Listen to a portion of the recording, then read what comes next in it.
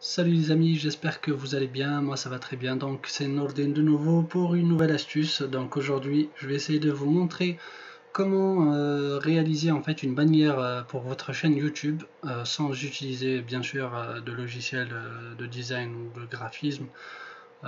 Tout simplement en fait en utilisant le site qu'on a l'habitude d'utiliser qui est Figma. Je vous le conseille de le tester. Vous pouvez faire la création de logos, de quelques modifications basiques on va dire d'images, etc. C'est vraiment top. Donc je vous montre comment réaliser une bannière YouTube pour qu'elle soit bien adaptée et pour que l'affichage soit au top. Donc on se retrouve juste après.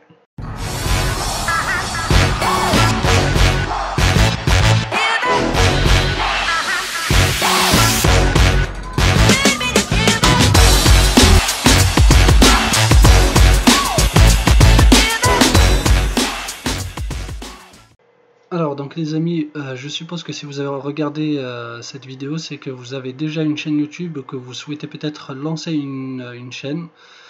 Et par ça, vous avez besoin en fait d'une bannière pour votre chaîne YouTube.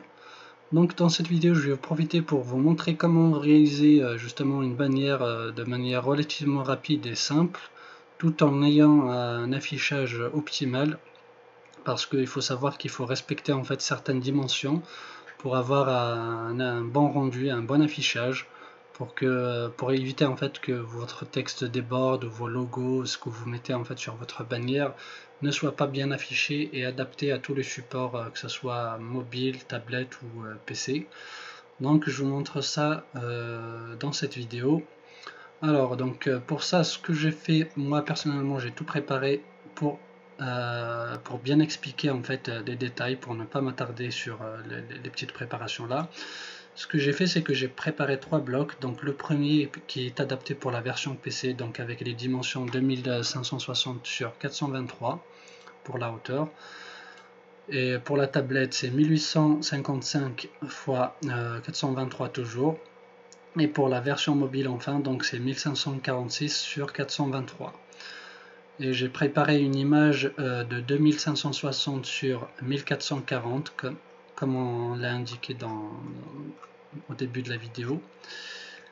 Et ce que je vais faire ici, c'est que je vais glisser ce bloc là, donc je vais empiler d'abord les blocs entre eux. Donc pour chaque bloc, je vais l'empiler à l'intérieur de l'autre comme ceci.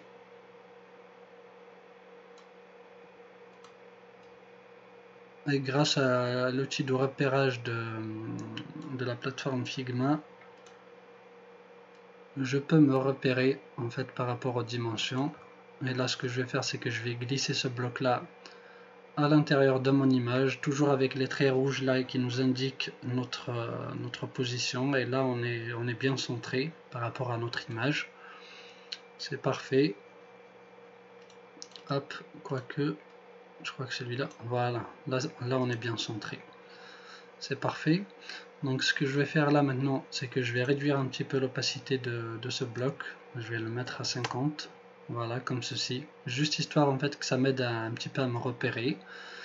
Donc vous, je suppose que vous avez peut-être déjà préparé votre logo et votre texte à mettre en fait ce que vous souhaitez afficher. Donc c'est ce que j'ai fait ici, juste pour l'exemple.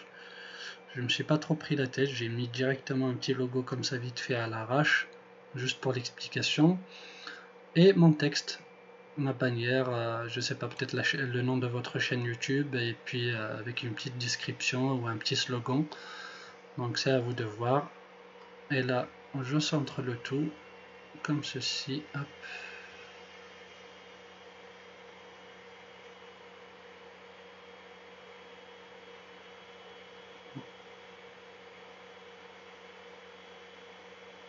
Voilà. Là, on est plutôt bien, je pense. C'est parfait. Donc, hop. Je vais mettre un petit effet pour mon texte, juste histoire que ça soit plus joli. Un petit stroke en bleu, en gris. Je vais le mettre un petit peu plus plus épais. Bon, après là c'est vraiment juste pour le test, après c'est à vous de voir. Donc voilà, comme vous le voyez, ma bannière elle est prête. Donc ce que je vais faire, c'est que je vais juste cacher ceci. Mais avant de le cacher, on va revenir sur l'opacité principale de 100%. Juste pour réexpliquer un petit peu. Donc ce qu'il faut, ce qu'il faut respecter, bien sûr, c'est les dimensions que je vous avais indiquées. Donc je vais les mettre en tout cas en dessous de la vidéo dans la description. Et ce que je voulais dire également, c'est que ce que je vous conseille, c'est de, en fait, d'avoir toujours le logo et votre description bien centrés par rapport au bloc de la version mobile. Évitez d'aller vraiment trop proche comme ça des bords pour éviter justement d'avoir un affichage moche ou voilà, vous m'avez compris j'imagine. Donc je vous le conseille. Donc ne vous rapprochez pas trop des bords. Après par rapport à tout ce qui est on va dire d'ordre d'optimisation etc. Donc c'est à vous de voir. Vous pouvez mettre des blocs pour rendre le truc un peu plus joli comme ceci. Il y aura une partie.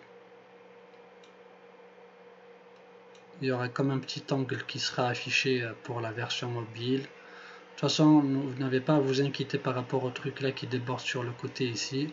Là, YouTube en fait il prend en compte vraiment juste que ce bloc là. Je sais pas d'ailleurs pourquoi ils ont mis là une dimension pareille par rapport à la bannière. Donc voilà. Vous pouvez mettre des formes, je sais pas, des triangles avec des couleurs. C'est à vous de voir franchement par rapport à la personnalisation etc. Donc c'est vraiment à vous de voir. Je vous laisse le soin de tester un petit peu tout ça.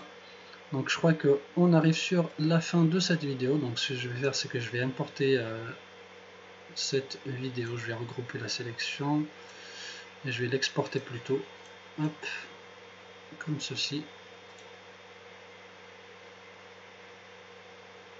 Donc j'ai créé déjà en fait une petite bannière vite fait pour tester. Donc ça sera comme ceci. Donc ce qu'il faut savoir, c'est que cet affichage là il sera pris en compte. Pour la version mobile, vous aurez bien sûr le logo avec votre petite description qui sera affichée, donc vous n'avez pas à vous inquiéter. Voilà à quoi elle ressemble, le résultat final de celle qu'on a testée. Donc on arrive sur la fin de cette courte vidéo, j'espère qu'elle vous aura plu. Si vous avez aimé, donc n'oubliez pas de liker la vidéo, de la partager. Si vous n'êtes pas encore également abonné à la chaîne, abonnez-vous, comme ça vous allez recevoir toutes les vidéos, enfin toutes nos astuces. Et puis je vous invite également à nous laisser des commentaires si vous avez des suggestions, si vous souhaitez poser des questions, n'hésitez pas, on va vous répondre. Et puis je vous dis à très bientôt pour une nouvelle astuce. Ciao les amis.